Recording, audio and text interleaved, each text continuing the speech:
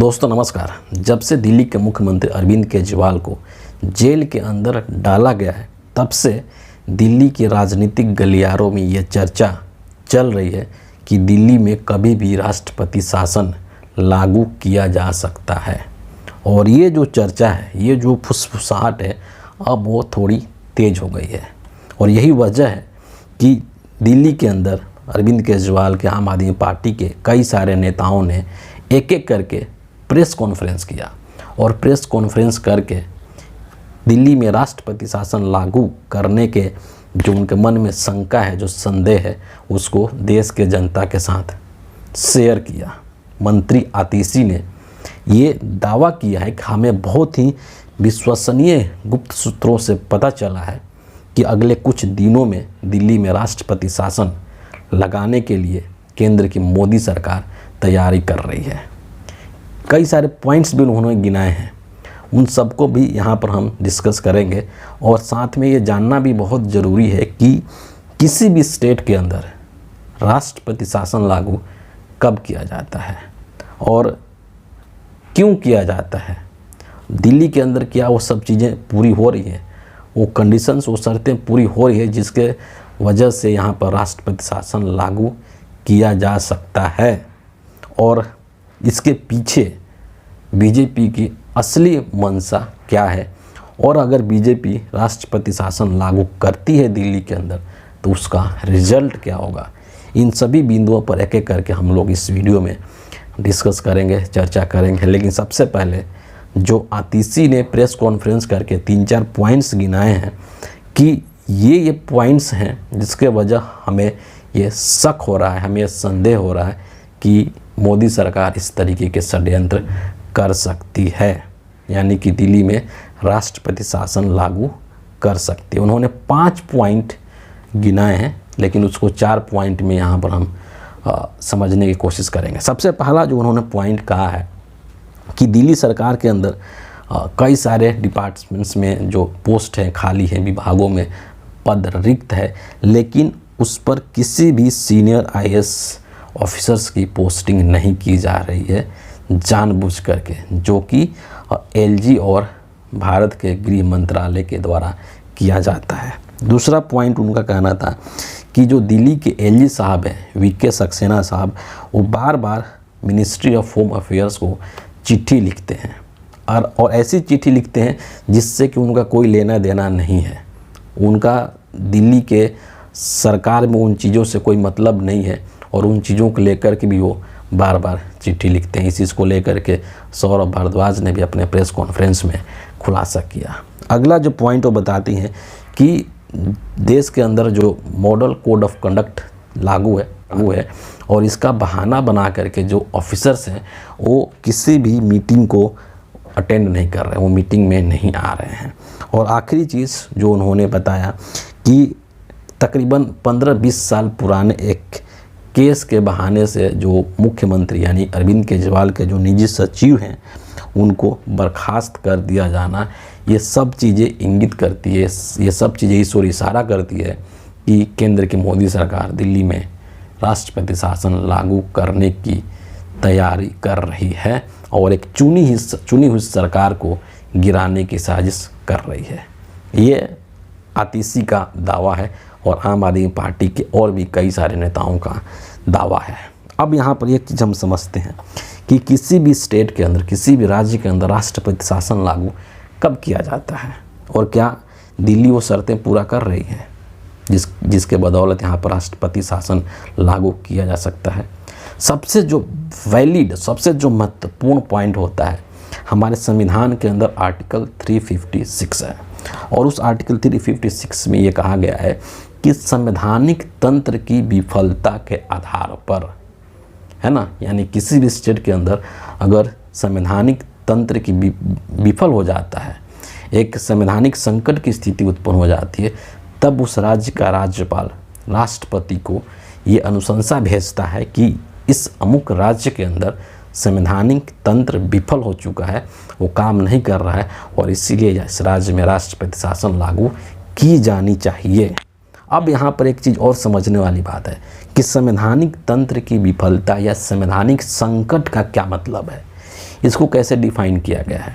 तो इसके कई सारे पैरामीटर्स हैं, कई सारे आधार हैं, लेकिन उसमें भी जो सबसे महत्वपूर्ण आधार ये है कि किसी भी स्टेट के अंदर, किसी भी राज्य के अंदर जब राज्य सरकार के पास पूर्ण बहुमत न हो, यानी कि सरकार अल्पमत में हो, तब वो सरकार गिर जाती है और तब राज्यपाल ये कहते हैं कि यहाँ पर कोई भी सरकार नहीं है।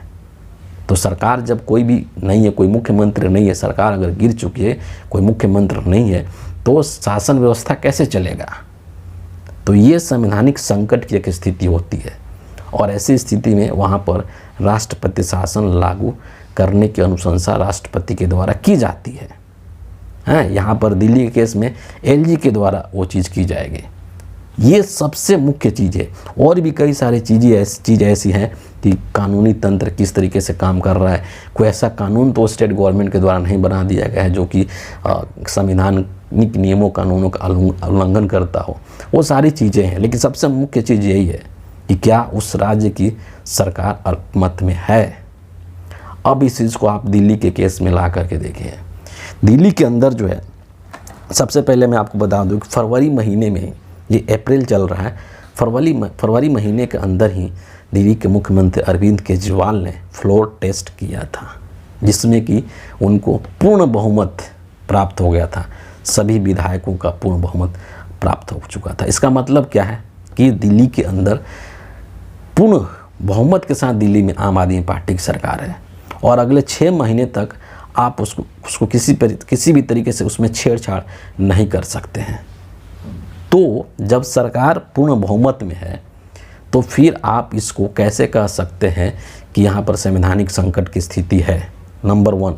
नंबर 2, यहाँ पर यह भी समझने की ज़रूरत है कि जब से दिल्ली के मुख्यमंत्री अरविंद केजरीवाल जेल में गए हैं, है ना, तो दिल्ली हाई कोर्ट के अंदर तकरीबन 3 ऐसे अपील दाखिल किए गए हैं, ऐसी अर्जी लगाई गई है कि दिल्ली के मुख्यमंत्री को इस्तीफा दे देना चाहिए, जेल में रहकर वो सरकार नहीं चला सकते हैं। ऐसी 3 अर्जी दी गई दिल्ली हाई कोर्ट के अंदर और दिल्ली हाई कोर्ट ने उन तीनों अर्जी को खारिज कर दिया। उसको सुनने के लायक भी नहीं समझा और उसको खारिज कर दिया कि ऐसा कानून में कोई प्रोविज़न ही नहीं है, ऐसा कोई प्रावधान ही नहीं है कि कोई मुख्यमंत्री जेल में रह करके सरकार नहीं चलाए। और इतना ही नहीं, जो अंतिम, जो तीसरा शायद जो याचिकाकर्ता थे, वो आम आदमी पार्टी के ही कोई पूर्व एमएलए थे। अगर मैं गलत नहीं हूँ तो उनका नाम संभवतः संदीप है। इन्होंने भी अर्जी लगाया था कि अरविंद केजरीवाल को इस्तीफा दे देना चाहिए और हाई कोर्ट ने, दिल्ली हाई कोर्ट ने इनको न सिर्फ फटकारा, न सिर्फ इनकी अर्जी को खारिज किया, बल्कि इनको 50,000 रुपये का जुर्माना भी लगा दिया। समझ रहे हैं। तो दिल्ली के अंदर एक मुख्यमंत्री है, मुख्यमंत्री का सरकार है और सरकार पूर्ण बहुमत में है। ऐसा नहीं कि वो अल्पमत में है, उसके पास समर्थन नहीं है और वो भी फ्लोर टेस्ट कर चुकी है सरकार फरवरी महीने के अंदर ही। तो फिर आप इसको कैसे कहेंगे कि यहाँ पर एक संवैधानिक संकट की स्थिति है। आप ये कैसे कह सकते हैं कि यहाँ पर संवैधानिक तंत्र विफल हो चुका है और यहाँ पर राष्ट्रपति शासन लागू करना चाहिए। कोई ग्राउंड नहीं बनता है यहाँ पर राष्ट्रपति शासन लागू करने के।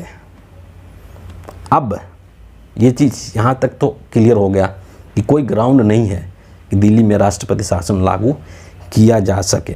अगली चीज़ क्या है अब कि संवैधानिक तौर पर और नियम कानूनों के अनुसार यहाँ पर राष्ट्रपति शासन लागू करने की कोई गुंजाइश नहीं है।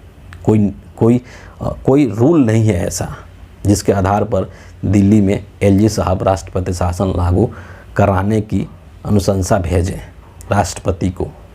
लेकिन अब फिर भी जहाँ पर मोदी जी हैं वहाँ पर फिर नियम कानून की क्या ज़रूरत है, ये भी तो बात है ना। तो अगर फिर भी जो है भारत सरकार, केंद्र की मोदी सरकार दिल्ली में ज़बरदस्ती अगर राष्ट्रपति शासन लागू कर देती है, कुछ ऐसा तिकड़म करके, है ना, आम आदमी पार्टी को तोड़ करके, जैसे कि अभी जो एक राजकुमार आनंद जो मंत्री थे आम आदमी पार्टी के, उन्होंने इस्तीफा दे दिया, पार्टी छोड़ दिया अपना मंत्री पद भी छोड़ दिया। तो ये अंदर से पूरी तरीके से कोशिश कर रहे हैं कि किसी तरीके से दिल्ली की सरकार को अस्थिर कर दिया जाए, है ना। तो कोई तिकड़म लगा करके अगर ये राष्ट्रपति शासन लगा देते हैं दिल्ली के अंदर तो क्या होगा, और क्यों इसी वक्त में बीजेपी के लोग ये सब चीज़ें करना चाहते हैं। इसका जवाब ये है सबसे पहले कि क्यों करना चाहते हैं, है ना, फिर हम आगे चलेंगे। तो इसका सीधा सा जवाब है कि 2024 के अंदर लोकसभा का जो चुनाव हो रहा है, उस चुनाव के दौरान दिल्ली की जो पूरा प्रशासनिक तंत्र है ना, उस पर मोदी जी का नियंत्रण हो जाएगा। आधा नियंत्रण तो वैसे ही है भाई, है ना। दिल्ली सरकार जनता के द्वारा एक चुनी हुई सरकार है, इसके बावजूद भी जो एलजी साहब हैं, चूँकि दिल्ली भी एक पूर्ण राज्य नहीं है, तो एलजी साहब तो ऐसे ही आधा टांग अड़ाते रहते हैं हर काम में, जहाँ पर उनका अधिकार नहीं है वहाँ भी टांग अड़ाते हैं।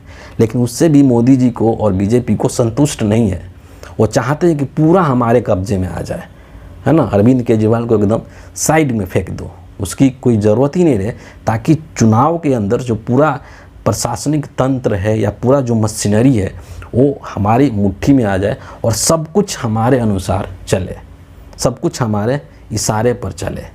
इसी उद्देश्य के साथ दिल्ली के अंदर ये इस वक्त में राष्ट्रपति शासन लागू करना चाहते हैं।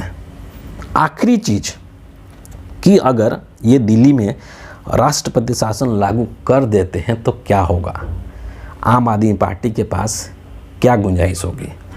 तो संविधान में ऐसा प्रोविज़न है ना, मैं ऐसे नहीं बोल रहा हूँ, संविधान के अंदर ऐसा प्रोविज़न है कि आप राष्ट्रपति शासन लगाने के जो फैसले हैं उसको भी आप चैलेंज कर सकते हैं सुप्रीम कोर्ट के अंदर। तो अगर नरेंद्र मोदी की सरकार अपनी गलत नीयत से दिल्ली के अंदर राष्ट्रपति शासन लागू करती है तो दिल्ली सरकार के पास ये मौका है, उनके पास ये ऑप्शंस है कि वो इस चीज़ को लेकर के सुप्रीम कोर्ट में जा सकते हैं और सुप्रीम कोर्ट में इसको चैलेंज कर सकते हैं। और अगर ऐसा होता है तो इस चीज़ की पूरी संभावना हो गई कि वहाँ पर मोदी सरकार को, केंद्र सरकार को मुंह की खानी पड़ सकती है। क्यों? क्योंकि दिल्ली सरकार के पास पूर्ण बहुमत है सदन में, यहाँ की सरकार अल्पमत में नहीं है। तो सीधी सी बात है कि ये एक गलत इंटेंशन के साथ में ऐसा करेगी केंद्र की मोदी सरकार, जो कि टिकेगा नहीं दलील कोर्ट के अंदर। आखिरी बात यहाँ पर मैं एक ट्वीट आम आदमी पार्टी का आपसे शेयर करूँगा, जिसमें कि ये ट्वीट जो है भगवंत मान साहब का है, जो कि असम में गए हैं चुनाव प्रचार करने के लिए। और वहाँ पर वो जब लोगों को संबोधित कर रहे थे तो उस संबोधन के दौरान उन्होंने एक बात कही, है ना, और वही उसी चीज़ को आम आदमी पार्टी के ट्विटर हैंडल से यहाँ पर शेयर किया गया है। क्या कह रहे हैं देखिए कि बीजेपी वालों की चले तो हर विपक्षी पार्टी की सरकार को गिराकर राष्ट्रपति शासन लगा दें। पंजाब में तो राज्यपाल मुझे धमकी दे चुके हैं, समझ रहे हैं, इस लाइन को अंडरलाइन कीजिए कि राज्यपाल मुझे धमकी दे चुके हैं कि अगर मेरी बात नहीं सुनोगे तो मैं राष्ट्रपति शासन लगवा दूंगा। ये चुनाव केवल जीत और हार का नहीं बल्कि देश के संविधान और लोकतंत्र बचाने का है। भगवंत मान साहब का ये बयान है जो कि उन्होंने कि असम में दिया था अपने चुनाव प्रचार के दौरान। सोचिए कि मतलब ज़बरदस्ती, है ना, सारे नियम कानूनों को ताक पर रख दो और अपने राजनीतिक हित के लिए, अपने राजनीतिक फ़ायदे के लिए आप कुछ भी कर दीजिए। वर्तमान में जो केंद्र की मोदी सरकार है उसके लिए सत्ता का मतलब यही रह गया है कि हम जो चाहते हैं वो करेंगे, किसी भी हालत में कर सकते हैं, किसी भी सूरत में कर सकते हैं, चाहे उसके लिए संविधान की धज्जियाँ उड़ाना पड़े या उसके लिए नियम कानूनों को ताक पर रखना पड़े, लेकिन हम करेंगे। मुझे उम्मीद है कि आप ये चीज़ समझ गए होंगे और ये चीज़ क्लियर हो गया होगा कि दिल्ली के अंदर राष्ट्रपति शासन लागू करने को लेकर के क्या रियल सिचुएशन है। बिल्कुल भी सिचुएशन केंद्र सरकार के पक्ष में नहीं है और अगर केंद्र सरकार फिर भी ज़बरदस्ती ऐसा करती है तो वो असंवैधानिक होगा, वो संवैधानिक नियमों का, संवैधानिक प्रावधानों का उल्लंघन होगा और उसको सुप्रीम कोर्ट में चैलेंज किया जा सकता है। तो फिलहाल इस वीडियो के लिए इतना ही है। आप सभी का बहुत बहुत धन्यवाद।